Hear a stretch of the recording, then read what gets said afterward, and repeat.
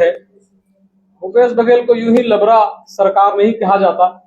विभिन्न विषयों पे ये विषय रख के खुद अपने ही झूठ उजागर करते हैं। ऐसे ही एक महत्वपूर्ण विषय पे पत्रकार वार्ता लेने के लिए पूर्व मंत्री व वरिष्ठ विधायक और भाजपा नेता श्री बृजमोहन अग्रवाल जी उपस्थित है, साथ में भारतीय जनता पार्टी प्रवक्ता अमित साहू जी। मैं माननीय बृजमोहन अग्रवाल जी से अनुरोध करूंगा कि पत्रकार वार्ता प्रारंभ करें। भारतीय जनता पार्टी ने इस भ्रष्ट, इस निकम्मी, इस माफिया और झूठे सरकार के खिलाफ में परिवर्तन यात्रा निकालने का निर्णय लिया है। 2 परिवर्तन यात्राएं निकलेंगी। एक परिवर्तन यात्रा 12 सितंबर से दंतेवाड़ा से निकलेगी।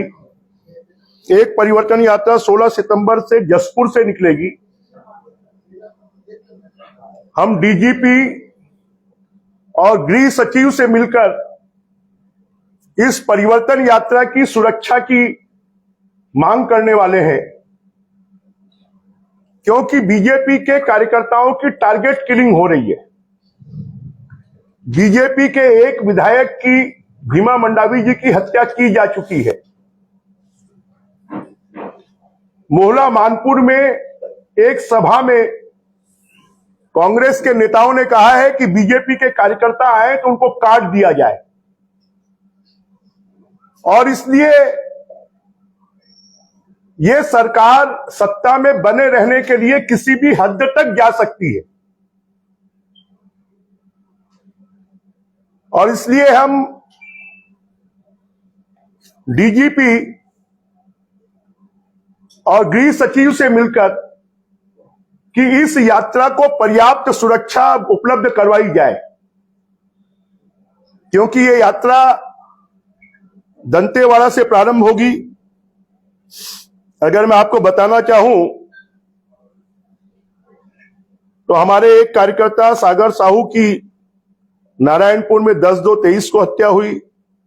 स्वर्गीय नीलकंठ मुक्केम की आवापल्ली बीजापुर में 5/2/23 को हत्या हुई। बुधराम करटेम की बस्तानार में 16/1/23 को हत्या हुई। रामधर आलमी बारसूर दंतेवाड़ा में 11/2/23 को हत्या हुई। अर्जुन काका इलमिड़ी की बीजापुर में 21/6/23 को हत्या हुई। ये हमारे जो कार्यकर्ता और पदाधिकारी हैं, इनकी हत्या नक्सलवाद का बहाना बनाकर हुई है, और आज तक इनके हत्यारों को पकड़ा नहीं गया है। ये सब भारतीय जनता पार्टी के कर्मठ कार्यकर्ता थे, और चुन चुनकर भारतीय जनता पार्टी के कार्यकर्ताओं को मारा जा रहा है। ऐसे समय पर हम डीजीपी और गृह सचिव से, क्योंकि मुख्यमंत्री और गृह मंत्री जी से तो कोई उम्मीद नहीं है, उनके शासनकाल में तो छत्तीसगढ़ में लगातार हत्या, बलात्कार, टारगेट किलिंग, पुलिस वालों के साथ में मारपीट, बीजेपी के कार्यकर्ताओं को प्रताड़ित करना, और इसलिए हम मांग करते हैं कि बीजेपी की जो दोनों परिवर्तन यात्राएं निकलने वाली हैं, उसमें पर्याप्त सुरक्षा व्यवस्था उपलब्ध करवाई जाए। और इस संबंध में हम डीजीपी और गृह सचिव से मिलेंगे।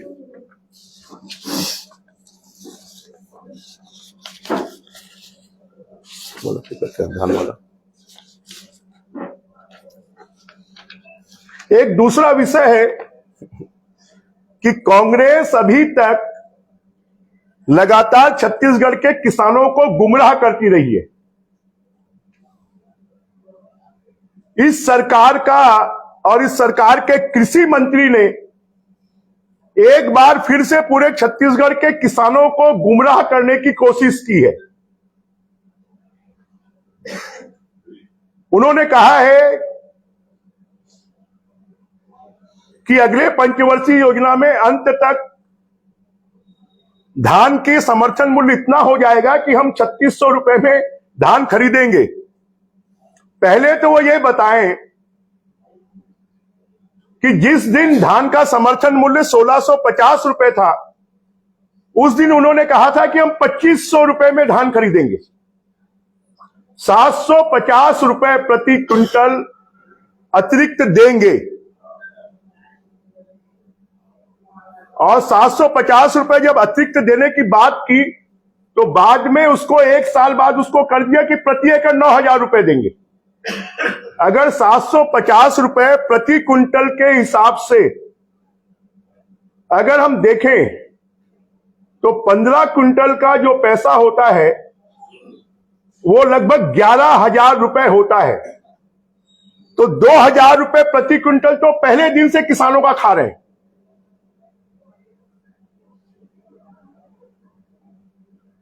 आज धान का समर्थन मूल्य 2186 रुपए हो गया है।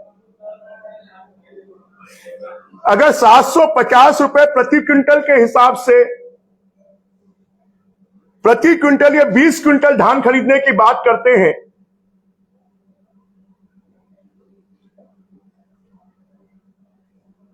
तो 12,000 रुपए प्रति एकड़ 20 क्विंटल के हिसाब से इनको देने की बात करनी चाहिए। आज भी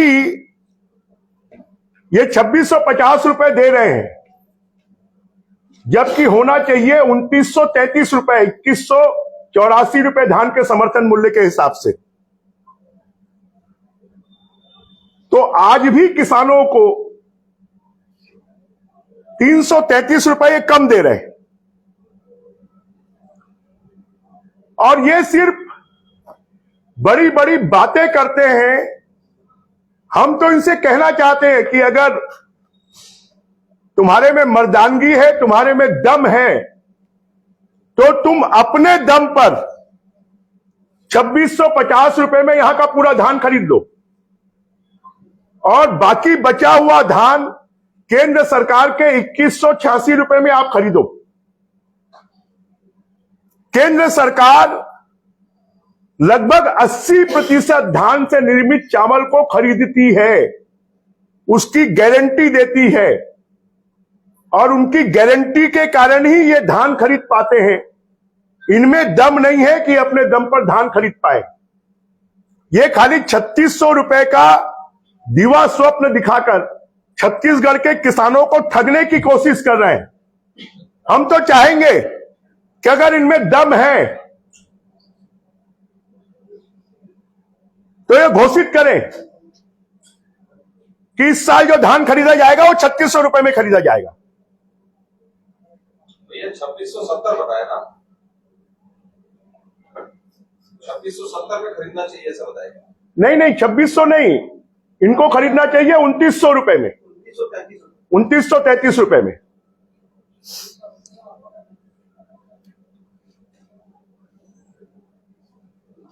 और जब 2933 देना है तो 2630 दे रहे हैं, तो 300 रुपए तो पहले ये खा रहे हैं। पहले साल इन्होंने 2500 रुपए प्रति क्विंटल, 2500 रुपए प्रति क्विंटल मतलब 11,000 रुपए प्रति एकड़ मिलना चाहिए, तो उन्होंने उसको घटाकर 9,000 कर दिया। 2,000 रुपए प्रति क्विंटल तो पहले साल से ये किसानों को कम खा रहे हैं। केंद्र सरकार ने पिछले 4 सालों में 430 रुपए धान का समर्थन मूल्य बढ़ाया है।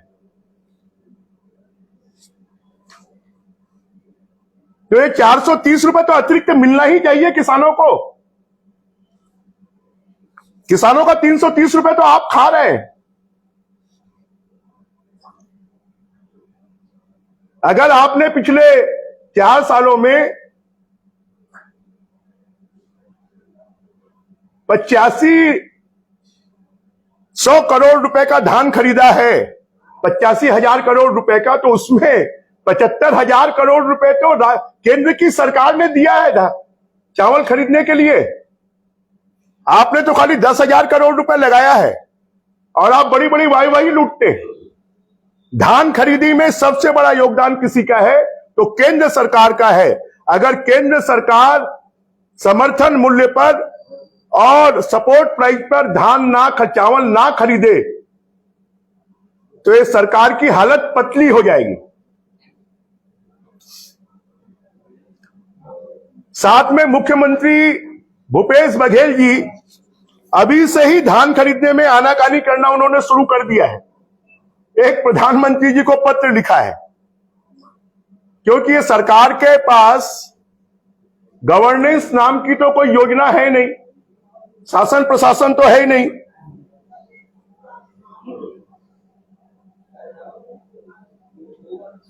कि केंद्र शासन के चावल उपार्जन के लिए 3.56 लाख टन जूट बैग की आपूर्ति कमिश्नर के माध्यम से कराए जाने की कार्रवाई करें। क्यों भैया? और ये सिर्फ भ्रष्टाचार करने के लिए पत्र लिखा गया कि हमने पत्र लिखा, जूट कमिश्नर ने हमको बारदाना नहीं दिया, इसलिए हमने बाजार से खरीद दिया। हर साल हजारों करोड़ का भ्रष्टाचार तो बिना टेंडर के बारदाना खरीदी में ही ये करते हैं।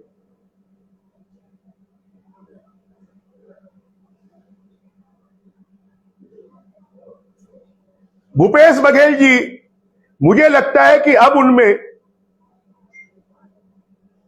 ना सामर्थ्य बचा है, ना ताकत बची है कि वो अपने दम पर सरकार चला पाए, और इसलिए हर मामले में प्रधानमंत्री जी को एक पत्र लिख देते हैं और अपनी तीसरी समझ लेते हैं।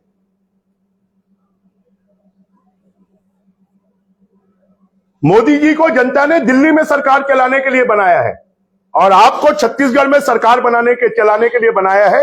आपको पत्र लिखने के लिए मुख्यमंत्री नहीं बनाया है। चलिए, आपके कोई प्रश्न हो तो पूछ सकते हैं। आपने जो अंदेशा जाहिर किया है कि जो भी घटनाएं हुई हैं आपकी कार्यकर्ताओं के साथ, वो नक्सली घटनाएं थी, क्या ये माना जाए कि कांग्रेस का इसके पीछे हाथ था? और अभी जो परिवर्तन यात्रा आपकी निकलने वाली है, उसमें भी इस प्रकार का अंदेशा? निश्चित रूप से हम ये मानते हैं कि अगर इसमें सरकार का कोई हाथ नहीं है तो इन सब कार्यकर्ताओं की जो टारगेट किलिंग हुई है, उनके हत्यारों को पकड़ा जाना चाहिए था, अगर ये इतनी सक्षम पुलिस है तो। अंदेशा है यात्रा निश्चित रूप से इस सरकार के राज में कोई सुरक्षित नहीं है, और इसलिए हम ये मानते हैं कि ये सरकार एक असफल और एक ऐसी सरकार है जिस सरकार का अपने शासन प्रशासन पर कोई नियंत्रण नहीं है। और इसलिए हम ये मांग करते हैं कि हमारी दोनों परिवर्तन यात्राओं में पर्याप्त सुरक्षा व्यवस्था उपलब्ध करवाई जाए। अगर कोई घटना घटित होती है तो उसके लिए कोई दोषी होगा तो भूपेश बघेल की सरकार दोषी होगी, ये कांग्रेस की सरकार दोषी होगी। मुख्यमंत्री जी अब दिल्ली गए थे ईडी की प्रेस कॉन्फ्रेंस करने, तो वहां पे झीरम घाटी का भी उन्होंने हल्का सा जिक्र किया था। झीरम घाटी का जो सच जो है रुका कहाँ है? ये भूपेश बघेल जी के जेब में रुका है। ये कल मुख्यमंत्री भूपेश बघेल ने केंद्रीय खाद्य मंत्री पीयूष गोयल को भी एक पत्र लिखा है। उन्होंने 61 लाख मीट्रिक टन से चावल खरीदी 86.5 लाख मीट्रिक टन करने के लिए कहा है, और 2.45 लाख गठान दूध के जो गठान है उससे बढ़ाकर 3.56 लाख गठान उपलब्ध कराने के लिए कहा है। ये पत्र कल ही उन्होंने मैंने अभी आपको जवाब दे दिया पत्र के मामले में। अभी परिवर्तन यात्रा जो आप निकालेगी भाजपा, उसमें अगर पर्याप्त सुरक्षा नहीं मिली तो क्या परिवर्तन यात्रा को आप अपने भारतीय जनता पार्टी अपने दम पर निकाले? देखिए, भारतीय जनता पार्टी ना किसी से डरती है, ना किसी से दबती है, ना किसी से घबराती है। भारतीय जनता पार्टी ने परिवर्तन निकालना, यात्रा निकालना तय किया है, परंतु हम भारत के संविधान के ऊपर में विश्वास करते हैं, इसलिए जितनी प्रक्रियाएं हैं उसको हम पूरा कर कर अपनी यात्रा निकालेंगे। आबकारी मंत्री कवासी लखमा का एक बयान सामने आया है जिसमें प्रधानमंत्री नरेंद्र मोदी के दौरे को लेकर कहा है कि प्रधानमंत्री को फर्जी नेता करार दिया, कहा है कि उसके आने से छत्तीसगढ़ में कांग्रेस पार्टी को कोई फर्क नहीं पड़ने वाला। देखिए, क्योंकि कवासी लखमा जी विधानसभा में अपने प्रश्नों का जवाब नहीं देते हैं, इसलिए मैं मानता हूं कि उनके किसी प्रश्नों का जवाब देना औचित्यपूर्ण नहीं है। राजनांदगांव में आज कांग्रेस की आज भरोसे की सम्मेलन है, क्या लगता है वहाँ किसको हम फायदा दे सकते हैं? भरोसा दिलवाने की जरूरत किसको पड़ती है?